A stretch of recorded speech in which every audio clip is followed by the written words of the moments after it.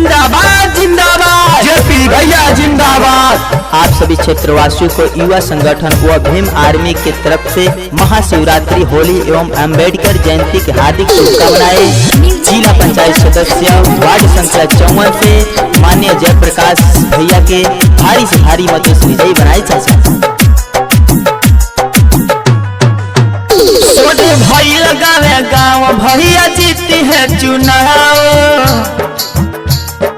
ए भैया छोटे भाई लगावे गाँव भैया जीती है चुनाव। अपना जिंदगी के दिया जरा दो चाचा, जरा दो चाचा। जेपी भैया के विजयी बना दो चाचा, जेपी भैया के अब की जीता दे चाचा। जिंदाबाद जिंदाबाद, जेपी भैया जिंदाबाद, जिंदाबाद जिंदाबाद, जेपी भैया जिंदाबाद। म्यूजिक डायरेक्टर धर्मेंद्र राव, म्यूजिक डायरेक्टर धर्मेंद्र राव। जब तक सूरज चांद रहेगा, जयप्रकाश भैया का नाम रहेगा। जब तक सूरज चांद रहेगा, जयप्रकाश भैया का नाम रहेगा। पश्चिमी दूधही के हवन भैया शान हो, हवन शान चाची हवन शान हो। अब के नहीं के राखली हमान हो, राखली हमान चाचा, राखली हमान हो। पश्चिमी दूधही के हवन भैया शान हो, अब की नहीं के राखब चाचा मान हो, राखब मान चाचा, राखली हमान। वाडो 54 के मानो बढ़ा दो चाची, बढ़ा दो ये चाची। जेपी भैया के विजयी बना दो चाची, जेपी भैया के विजयी बना दो ये भैया। जिंदाबाद जिंदाबाद, जेपी भैया जिंदाबाद, जिंदाबाद जिंदाबाद, जेपी भैया जिंदाबाद।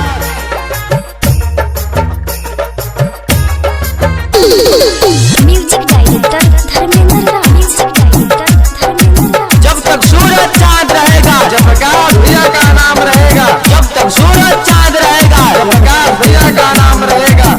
कहल भैया राखब खुशहाल हो, राखब खुशहाल हो, हम राखब खुशहाल हो। दूर हो जाई सब देहिया के जाल हो, देहिया के जाल भैया, देहिया के जाल हो। कहल भैया राखब खुशहाल हो, दूर हो जाई सब देहिया के जाल हो, देहिया के जाल भैया, देहिया के जाल। सोचल सपना भी दी है पुराई चाचा, पुराई चाचा। जेपी भैया के विजयी बना दे चाचा, जेपी भैया के अब की जीता दे चाचा। जिंदाबाद जिंदाबाद, जेपी भैया जिंदाबाद, जिंदाबाद जिंदाबाद, जेपी भैया जिंदाबाद। म्यूजिक डायरेक्टर धर्मेंद्र राव, म्यूजिक डायरेक्टर धर्मेंद्र राव। जब तक सूरज चांद रहेगा, जयप्रकाश भैया का नाम रहेगा। जब तक सूरज चांद रहेगा, जयप्रकाश भैया का नाम रहेगा। सुनो ये राजा बाबू घर चली आओ, घर चली आओ, राहुल घर चली आओ। जयप्रकाश जी के आगे बढ़ाओ, आगे बढ़ाओ भैया, आगे बढ़ाओ।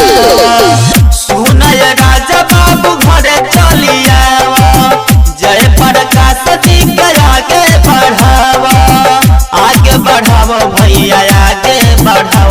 अपना गौवा में खुशहाली ला दो चाचा, ला दो चाची। जेपी भैया के विजयी बना दे चाची, जेपी भैया के जब की जीता दो चाची। छोटे भाई लगाने गाँव भैया जीती है चुनाव। अपना गौवा के ज्योति जरा दो चाचा, जरा दे चाचा।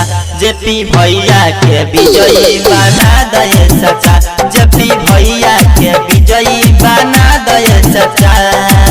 रिकॉर्डिंग स्टूडियो महावीर चौक दुर्गा मंदिर के पास।